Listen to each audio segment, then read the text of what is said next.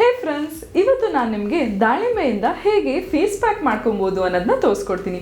ಈ face pack ನಮ್ಮ ಚರ್ಮನ ಬ್ರೈಟನ್ ಆಗಿ ಕಾಣಿಸುತ್ತೆ, ಅದಷ್ಟೇ ಅಲ್ಲದೆ ಚರ್ಮನ ಕ್ಲೀನಾಗಿ ಇಡ್ಸೋದಕ್ಕೂ ಸಹಾಯ ಮಾಡುತ್ತೆ. ನೀವು ನೋಡ್ತಾ ಇದ್ದೀರಾ ವಿಜಯ್ ಕರ್ನಾಟಕ, ನಾನು ನಿಮ್ಮ ಸಾರಿಕಾ. ಬನ್ನಿ ಈ ಫೇಸ್ ಪ್ಯಾಕ್ ಹೇಗೆ ಮಾಡೋದು ಅಂತ ನೋಡೋಣ. ವೀಕ್ಷಕರೇ, ನಮ್ಮ ದಾಳಿಂಬೆ ಫೇಸ್ ಪ್ಯಾಕ್ ಮಾಡ್ಕೊಳ್ಳೋದಕ್ಕೆ ನಾನು ಎಲ್ಲ ಇಂಗ್ರೀಡಿಯೆಂಟು ಇಟ್ಕೊಂಡಿದ್ದೀನಿ. ಬನ್ನಿ ಒಂದೊಂದಾಗಿ ಏನೇನು ಅಂತ ನಾನು ನಿಮಗೆ ತಿಳಿಸ್ಕೊಡ್ತೀನಿ. ಮೊದಲು ನಮಗೆ ದಾಳಿಂಬೆ ಪುಡಿ ಬೇಕಾಗತ್ತೆ. 1 ಸ್ಪೂನ್ ಅಷ್ಟು ತಗೊಂಡಿದ್ದೀನಿ. ನೀವು ಬೇಕಿದ್ರೆ ಫ್ರೆಶ್ ದಾಳಿಂಬೆ ಹಣ್ಣಿನ ರಸ ಕೂಡ ತಗೊಬೋದು. ಇದ್ರ ಜೊತೆ 1 ಸ್ಪೂನ್ ಅಷ್ಟು ಮುಲ್ತಾನಿ ಮಿಟ್ಟಿ ತಗೊಂಡಿದ್ದೀನಿ. ಆಮೇಲೆ 1 ಸ್ಪೂನ್ ಅಷ್ಟು ಮೈದಾ ಹಿಟ್ಟು, ಕೊನೆಯದಾಗಿ ಗುಲಾಬಿ ನೀರು. ಇದಿಷ್ಟು ಐಟಮ್ ಬೇಕಾಗತ್ತೆ ನಮ್ಮ ಪ್ಯಾಕ್ನ ಮಾಡ್ಕೊಳ್ಳೋದಕ್ಕೆ. ಬನ್ನಿ ಶುರು ಮಾಡ್ಕೊಳ್ಳೋಣ ಇವಾಗ ನಮ್ಮ ಪ್ಯಾಕ್ನ ಮಾಡ್ಕೊಳ್ಳೋದಕ್ಕೆ. ಮೊದಲು ದಾಳಿಂಬೆ ಹಣ್ಣಿನ ಪುಡಿನ ಹಾಕ್ಕೊಳ್ಳೋಣ. ವೀಕ್ಷಕರೇ, ದಾಳಿಂಬೆ ಹಣ್ಣಿನ ಪುಡಿಲಿ ವಿಟಮಿನ್ ಸಿ ಹೆಚ್ಚಾಗಿ ಇದೆ, ಅದಷ್ಟೇ ಅಲ್ಲದೆ ಆ್ಯಂಟಿ ಆಕ್ಸಿಡೆಂಟ್ ಕೂಡ ಹೆಚ್ಚಾಗಿ ಇದೆ. ಹಾಗಾಗಿ ಚರ್ಮದಲ್ಲಿ ಏನಾದರೂ ರಿಂಕಲ್ಸ್ ಇದ್ದರೆ ಅಂದರೆ ಸುಕ್ಕಿದ್ರೆ ಅದನ್ನು ಕಮ್ಮಿ ಮಾಡೋದಕ್ಕೆ ಸಹಾಯ ಮಾಡುತ್ತೆ. ಅದಷ್ಟೇ ಅಲ್ಲದೆ ಚರ್ಮನ ಬ್ರೈಟಾಗಿ ಕಾಣಿಸ್ಕೊಳ್ಳೋದಕ್ಕೂ ಹೆಲ್ಪ್ ಮಾಡುತ್ತೆ. ಇವಾಗ ಇದಕ್ಕೆ 1 ಸ್ಪೂನ್ ಅಷ್ಟು ಮುಲ್ತಾನಿ ಮಿಟ್ಟಿನ ಹಾಕೊಳ್ಳೋಣ.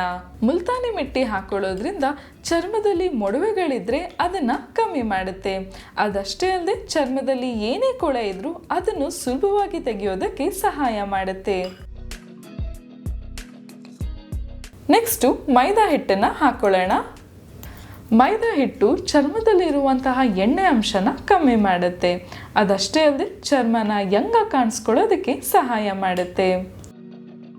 ಈ 3 ಪುಡಿನೂ ಚೆನ್ನಾಗಿ ಮಿಕ್ಸ್ ಮಾಡ್ಕೊಬೇಕು. ಚೆನ್ನಾಗಿ ಮಿಕ್ಸ್ ಆದಮೇಲೆ ಇದಕ್ಕೆ ನಾವು ಗುಲಾಬಿ ನೀರನ್ನು ಹಾಕೊಳ್ಳೋಣ. 3 ಸ್ಪೂನ್ ಅಷ್ಟು ಗುಲಾಬಿ ನೀರು ಹಾಕೊಂಡ್ರೆ ಸಾಕು. ವೀಕ್ಷಕರೇ, ಗುಲಾಬಿ ನೀರು ಬಳಸೋದ್ರಿಂದ ಚರ್ಮದಲ್ಲಿ ಏನಾದರೂ ಇರಿಟೇಷನ್ ಇದ್ರೆ, ಇಲ್ಲ ಅಂತ ಹೇಳಿದ್ರೆ ಏನೋ ಅಲರ್ಜಿಯಿಂದ ಕೆಂಪಗಾಗಿದ್ರೆ ಅದನ್ನೆಲ್ಲ ಗುಣಪಡಿಸೋದಕ್ಕೆ ಸಹಾಯ ಮಾಡುತ್ತೆ. ಒಟ್ಟಾಗಿ ಬ್ರೈಟಾಗಿ ಕಾಣಿಸ್ಕೊಳ್ಳೋದಕ್ಕೂ ಸಹಾಯ ಮಾಡುತ್ತೆ.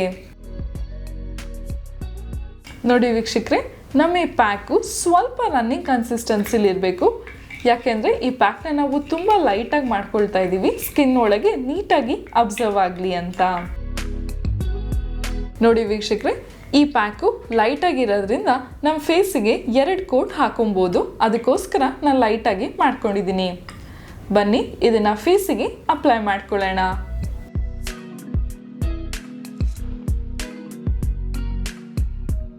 ನಿಮ್ಮ ಇಡೀ ಫೇಸಿಗೆ ಹಾಕಾದ್ಮೇಲೆ ಚೆನ್ನಾಗಿ ಒಣಗಕ್ಕೆ ಬಿಡಿ. ಒಂದು 5 ನಿಮಿಷ ಒಣಗಿದ್ರೆ ಸಾಕು. ಆಮೇಲೆ ಸೆಕೆಂಡ್ ಕೋಟ್ ಹಾಕೋಬಹುದು.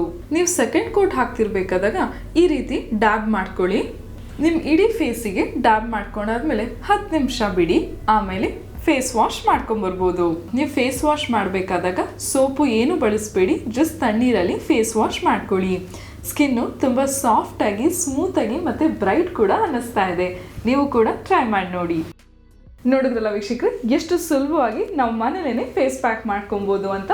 ನೀವು ಕೂಡ ಟ್ರೈ ಮಾಡಿ ನೋಡಿ. ಮುಂದಿನ ಸಂಚಿಕೆಯಲ್ಲಿ ಇನ್ನೊಂದು ಟಿಪ್ಸ್ ಬಗ್ಗೆ ತಿಳಿಸ್ಕೊಡ್ತೀನಿ.